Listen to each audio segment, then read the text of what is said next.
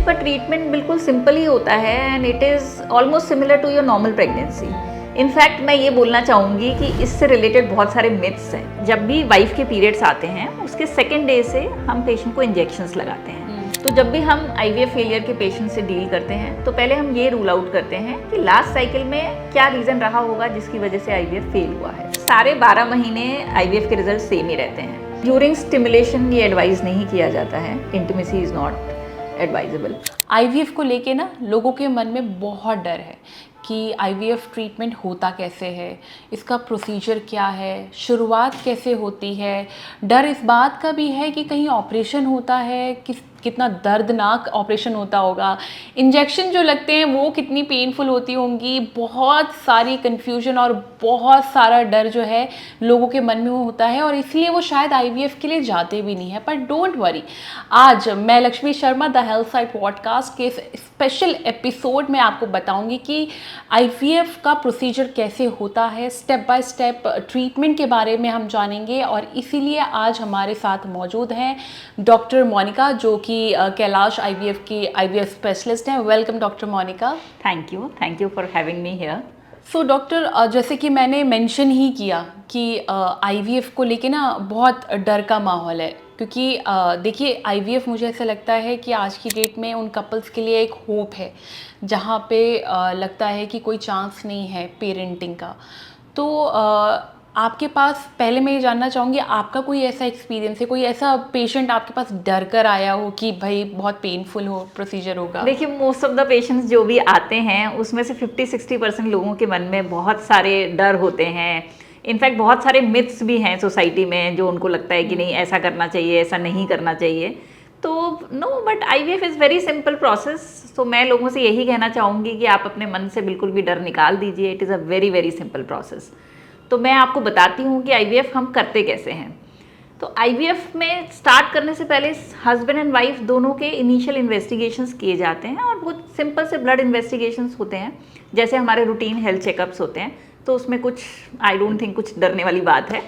उसके बाद में जब भी वाइफ के पीरियड्स आते हैं उसके सेकेंड डे से हम पेशेंट को इंजेक्शंस लगाते हैं। अब लोगों को सबसे बड़ा जो डर है वो उन इंजेक्शंस का है कि बहुत सारे इंजेक्शंस लगते हैं एंड वो काउंट करते हैं 20 इंजेक्शंस, 30 इंजेक्शंस। बट ऐसा नहीं होता है।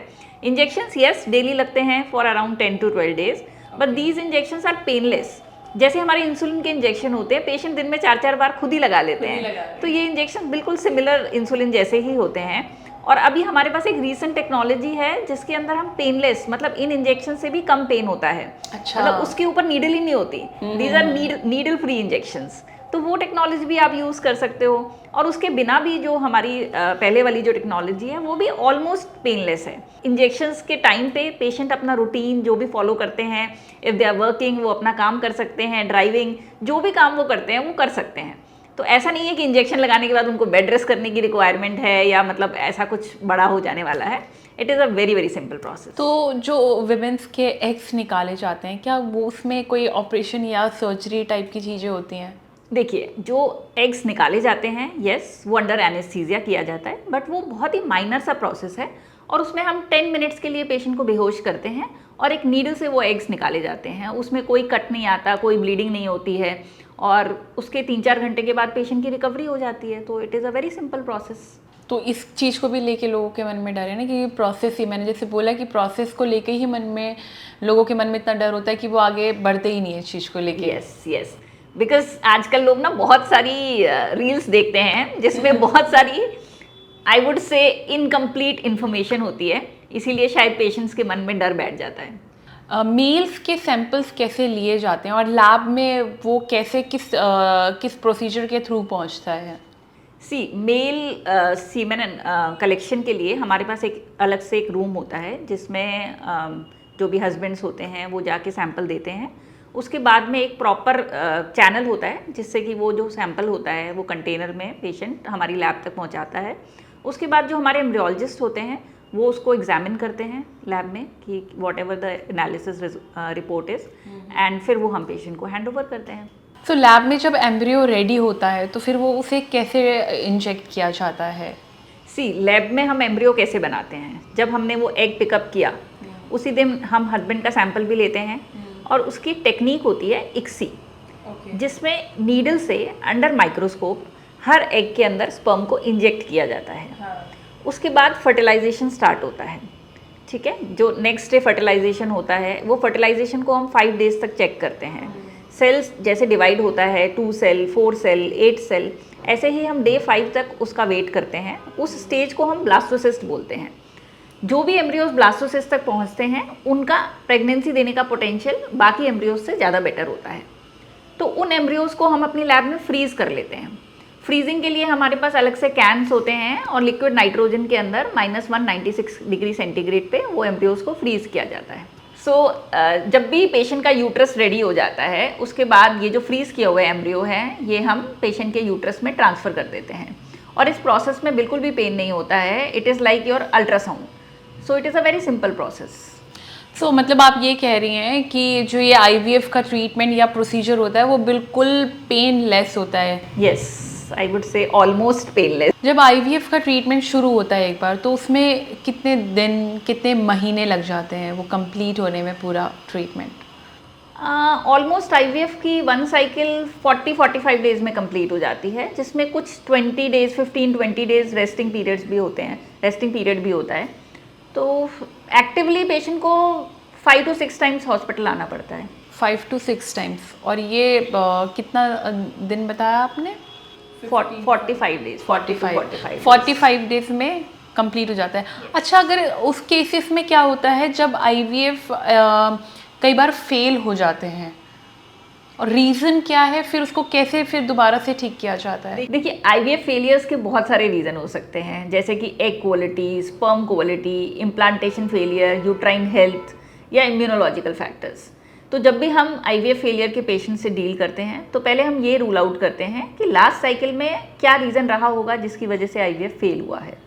अगर वो एग क्वालिटी की वजह से है या स्पर्म क्वालिटी की वजह से है, तो पहले हम उन चीज़ों को इम्प्रूव करने का ट्राई करते हैं और उसके बाद नेक्स्ट साइकिल प्लान करते हैं। अगेन, इम्प्लांटेशन फेलियर में हम यूट्राइन हेल्थ को चेक करते हैं कि यूट्रस की जो एंडोमेट्रियम है वो कैसी है, कोई एडिशंस तो नहीं है, कोई फाइब्रॉइड तो नहीं है, एडिनोमायोसिस तो नहीं है। तो उन सारी चीज़ों को रूल आउट करने के बाद ही हम नेक्स्ट ट्रांसफ़र प्लान करते हैं। Then immunological factors are there, तो उसके लिए कुछ इंजेक्शंस होते हैं, सपोर्टिव ट्रीटमेंट होता है, जो नेक्स्ट ट्रांसफ़र के बाद हम पेशेंट को दे सकते हैं। जब कोई भी कपल IVF करवाने जाता है, तो क्या ये चीज़ें भी मेक श्योर की जाती हैं कि पहले से कोई बैकग्राउंड, कोई मेडिकल हिस्ट्री रही है कि नहीं रही है? कुछ केसेस में क्या मतलब आप अवॉइड करते हैं, किस तरीके से आप आगे बढ़ते हैं? डेफिनेटली फीमेल की जो हेल्थ है वो बहुत ज़्यादा इंपॉर्टेंट है। इसीलिए जब फर्स्ट विजिट में हम पेशेंट के इन्वेस्टिगेशंस कराते हैं, ब्लड इन्वेस्टिगेशंस, वो हम यही देखने के लिए कराते हैं कि पेशेंट को कोई मेडिकल हिस्ट्री तो नहीं है। सपोज़ पेशेंट को थायराइड है, BP है, शुगर है, ऐसी कोई भी डिजीज़ जो कि मेडिसिन से भी कंट्रोल नहीं हो सकती, उन केसेस में IVF एडवाइजेबल नहीं होता है। तो इसीलिए पहले से ये सारी चीज़ें रूल आउट करनी, या फिर उनको कुछ मेडिकेशन दे के कंट्रोल किया जा सकता है, जिससे कि उनकी प्रेगनेंसी में कोई कॉम्प्लिकेशन ना आए। Because ultimately mother is our first priority. तो maternal health is very very important.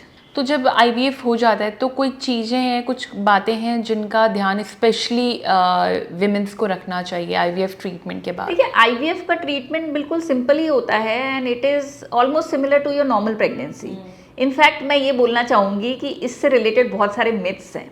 जैसे पेशेंट को लगता है कि उनको कंप्लीट बेड रेस्ट करने की ज़रूरत है, which is actually not true.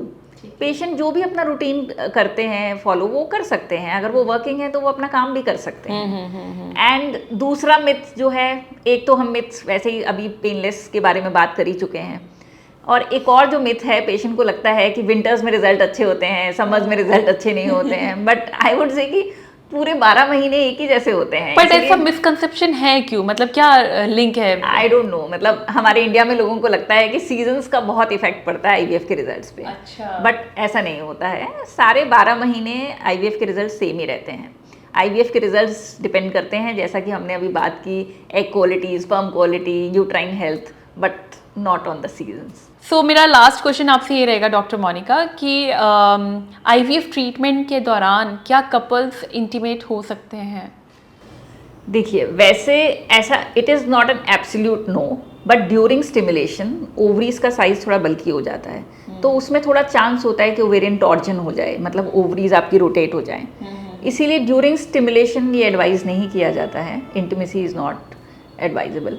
And during stimulation patients अगर कोई जिम करता है या कोई एक्सरसाइज करता है तो उन चीज़ों को भी पेशेंट को अवॉइड करना चाहिए, बिकॉज अगेन ओवेरियन टॉर्जन का रिस्क रहता है। अच्छा, आईवीएफ ट्रीटमेंट के दौरान आप ये कह रहे हैं कि जिम और ऐसे हेवी एक्सरसाइजेस भी अवॉइड करने चाहिए ड्यूरिंग स्टिमुलेशन। ठीक है, thank you so much doctor Monika. I hope IVF से जुड़े मेरे पास जितने सवाल थे आप लोगों की तरफ से आए हुए तो वो मैंने पूछ लिए हैं। बाई चांस कोई सवाल मुझसे रह गया है तो प्लीज़ आप कमेंट करके ज़रूर बताएं, और हेल्थ से जुड़ी इस तरह की और भी वीडियोज़ के लिए बने रहिए thehealthsite.com के साथ। Thank you so much doctor Monika. Thank you.